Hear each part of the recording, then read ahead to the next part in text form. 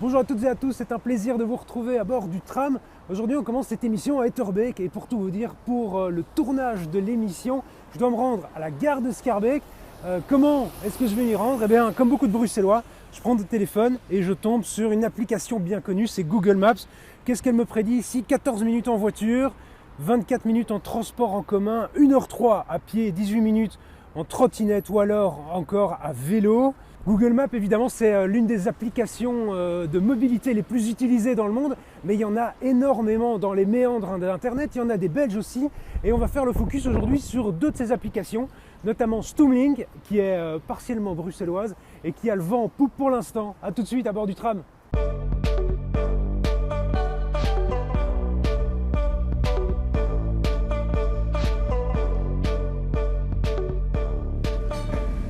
Bonjour Thomas Hermine, vous êtes fondateur de Stoomlink, une start-up active dans le milieu de la mobilité. Si on en parle aujourd'hui, c'est parce que vous avez annoncé il y a quelques semaines que vous avez été racheté par une filiale de la STIB, de la Tech, de la SNCB et de Lane. Concrètement, c'est quoi votre start-up? C'est quoi Stoomlink? Alors Stoomlink, c'est une société qui crée des solutions et des produits d'information voyageurs, donc des produits pour améliorer la mobilité, des produits digitaux, donc des applications mobiles, des écrans interactifs, plein de choses comme ça pour aider la mobilité de demain. C'est pas une application en tant que telle, c'est différentes fonctionnalités sur des applications. Ouais, c'est ça. On développe les technologies qui permettent d'améliorer toutes les applications qui peuvent exister sur la mobilité à Bruxelles et en Belgique. Et pourquoi avoir été racheté par cette filiale un petit peu prestigieuse, on peut le dire, dans le milieu de la mobilité? Ouais, c'est assez novateur que 4 sociétés de transport en commun rachètent une société, rachètent une start-up, c'est assez nouveau. Ça, c'est un rapprochement qui s'est fait assez naturellement. On travaille depuis très longtemps. Moi, ça fait 10 ans que je suis dans le secteur de la mobilité en Belgique. Ça fait 10 ans que je travaille avec les opérateurs. Stoomlink existait depuis 2018 et travaillait main dans la main avec les opérateurs depuis 2018. Assez naturellement, on a voulu faire plus de choses ensemble et le rachat était un peu la solution idéale. En termes de moyens, ça permet de belles choses quand on est une start-up et qu'on a commencé avec un travail d'étudiant, si je ne me trompe pas. C'est ça, ouais, tout à fait. Moi, j'ai commencé il y a 10 ans dans ma chambre d'étudiant avec un petit projet d'application indépendante. Il y a eu plusieurs pivots pour utiliser les termes habituels dans le monde start-up. Et puis aujourd'hui, effectivement, rejoindre les 4 opérateurs, c'est sûr que ça amène des moyens. Mais surtout, au-delà de la question des moyens et juste des questions financières, ça amène beaucoup d'impact. Ce qui est hyper important pour notre équipe, c'est d'avoir un maximum d'impact sur la mobilité. Travailler avec les opérateurs, c'est le meilleur moyen pour avoir cet impact. Et moi, si je vais par exemple dans les prochains mois sur l'application de la STIB, qu'est-ce que je vais voir en lien avec Stoomlink par exemple? Alors je ne peux pas encore vous dire exactement ce que vous allez voir dans chaque application des opérateurs. L'idée c'est vraiment de les améliorer toutes, de se mettre au service des opérateurs. De les interconnecter aussi? Oui, tout à fait. Un de nos grands travaux, un de nos grands projets depuis toujours, c'est d'avoir du temps réel des 4 opérateurs dans les 4 applications. Donc que l'application STIB n'est pas du temps réel et les retards juste pour les parties du trajet qui se font sur la STIB, mais aussi sur le train SNCB, etc. On est vraiment convaincu chez Stoomlink, et je pense que c'est le cas de beaucoup d'acteurs de la mobilité, qu'une meilleure mobilité, c'est aussi passer d'un mode de transport à un autre plus facilement. Il y a un nouveau type de transport dont on a beaucoup parlé qui s'appelle le BruPass, par exemple, qui permet de prendre un tram de la STIB et puis de sauter dans un train SNCB. Il faut des apps qui permettent ça aussi. Vous réalisez par exemple des calculs de trajet avec l'application. Moi j'utilise, comme probablement tous les Belges, Google Maps. Ouais. Pourquoi utiliser la vôtre? Qu'est-ce qu'elle a de plus? Qu'est-ce qu'elle a de différent? Alors il y a 2 réponses à donner. La première, c'est que les applications des opérateurs, elles sont à l'origine de la donnée. Et donc en règle générale, les infos de retard, de perturbation sont toujours un tout petit peu au-dessus dans les applications officielles des opérateurs. On le voit d'ailleurs, beaucoup de gens vont utiliser Google Maps peut-être pour faire une recherche d'itinéraire. Et quand il s'agit d'être vraiment sûr que le tram arrive dans 2 minutes, tout le monde finit par utiliser l'application STIB. C'est une première chose. La deuxième chose, c'est aussi une question de souveraineté numérique. Les vidéos de BX1, elles ne sont pas uniquement sur YouTube, elles sont aussi sur le site de BX1 pour que BX1 ait le contrôle de son contenu. C'est exactement la même chose pour la mobilité.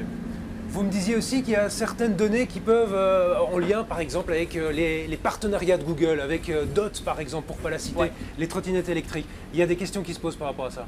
Alors je laisserai Google éventuellement répondre à ces questions si vous les invitez un jour, mais effectivement on voit que Google Maps a en fait le contrôle de la manière dont les gens se déplacent dans une ville. Si demain Google Maps décide, et ils le font par exemple depuis quelques semaines, quand on fait un itinéraire piéton, Google Maps va vous pousser vers la trottinette. Moi j'ai eu la blague une fois, je fais un itinéraire piéton et je me retrouve en fait devant une trottinette parce que Google Maps me poussait à prendre une trottinette. Mais alors vous allez nous pousser vers la Tech, la STIB ou la SNCB? Ouais. Pas forcément, je pense que les opérateurs de transport public, ils ont avant tout l'intérêt de... c'est des services publics, donc ils ont envie que la mobilité soit équilibrée, et la marche est aussi, fait partie d'un bon mix de mobilité équilibrée. Stoomlink depuis 2018, quelles évolutions vous avez vues dans le milieu des startups de la mobilité en Belgique et à Bruxelles en particulier? Alors Bruxelles en particulier, c'est un marché quand même très particulier, en pleine évolution, en pleine ébullition même. Qui se souvient de O-Bike, les vélos partagés qui ont duré peut-être un mois, à part les experts en mobilité, tout le monde les a oubliés. C'est un secteur qui est vraiment en forte ébullition. On a des acteurs historiques qui se positionnent et qui investissent massivement.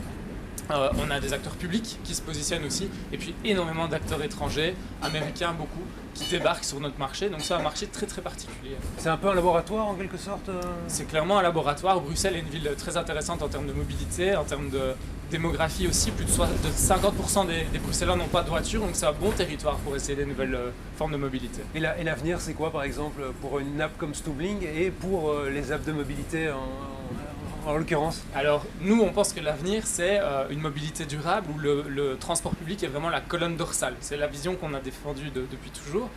Ça c'est d'un point de vue presque philosophique, hein. C'est vraiment le transport public comme colonne dorsale et puis cumulé avec plein d'autres petites solutions de mobilité. Vous avez une vocation verte chez Stoomlink? Ah oui, clairement, ouais. On est tous assez convaincus de ça. Personne dans l'équipe, c'est aussi des choses très concrètes, hein. Personne dans l'équipe n'a de voiture personnelle. Moi j'ai pas le permis. Voilà, on utilise vraiment en start-up, on parle de dog fooding, donc manger sa propre nourriture pour chien. Et en fait c'est une expression qui veut dire utiliser ses propres outils. C'est quelque chose dont on est absolument convaincu. Merci Thomas Hermine, c'est déjà passé 5 minutes, ça passe vite. Bruxelles, une ville ultra dynamique, une illustration, c'est peut-être le Labbox créé par D'Ieteren. C'est une sorte d'incubateur, même si c'est pas tout à fait ça, basé dans le centre-ville, et l'une des entreprises qui en fait partie va nous rejoindre dans les prochaines secondes, c'est MyMove.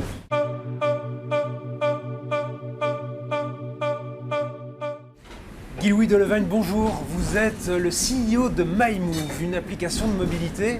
Expliquez-nous en quelques mots qu'est-ce que c'est MyMove. Nous, ce qu'on trouve génial dans la mobilité, c'est la complémentarité. On a beaucoup parlé de transport en commun, de marche à pied. Et nous, en fait, on vient aider à partager des véhicules au sein des entreprises. C'est une application, je peux la trouver n'importe où?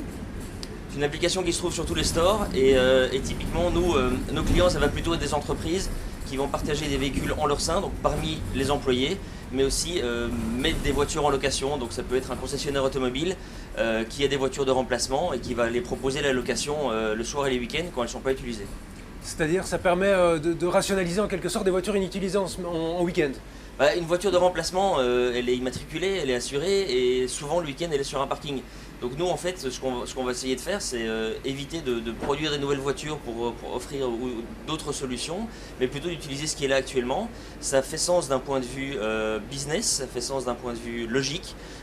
Donc c'est vraiment ça qu'on essaye d'apporter et ça apporte des solutions très concrètes pour les personnes qui peuvent habiter en dehors des villes mais qui ont bien souvent une concession pas très loin de chez elles. Je parlais du Labbox, c'est quelque chose qui a été créé par une marque de voiture. Qu'est-ce que ça consiste? En quoi ça consiste? C'est un truc qui est à Bruxelles, c'est une sorte d'incubateur de start-up, mais pas tout à fait. Alors Labbox c'est un startup studio, donc c'est-à-dire que c'est une startup qui crée des startups. Donc très concrètement, le Labbox va créer des nouveaux concepts dans le domaine de la mobilité. On connaît bien Poppy ici à Bruxelles, c'est une des solutions du Labbox. Il y en a d'autres comme Skipper, comme MyMove évidemment, comme Leasy qui fait du leasing de voitures de seconde main. Donc voilà, c'est très varié et il y a une dizaine de sociétés actuellement dans le Labbox. Vous travaillez depuis longtemps dans cette société, vous? Alors moi je suis là depuis 2 ans, moi je viens plutôt du monde de l'entrepreneuriat avant, donc d'autres startups à Londres et à Bruxelles. Et puis j'ai rejoint il y a 2 ans le Labbox pour lancer MyMove, qui je trouve est une belle solution parce qu'elle entend à ne pas opposer les différents types de mobilité, mais plutôt de les rejoindre et de jouer vraiment sur la complémentarité. Bruxelles, c'est un endroit particulier pour lancer des startups?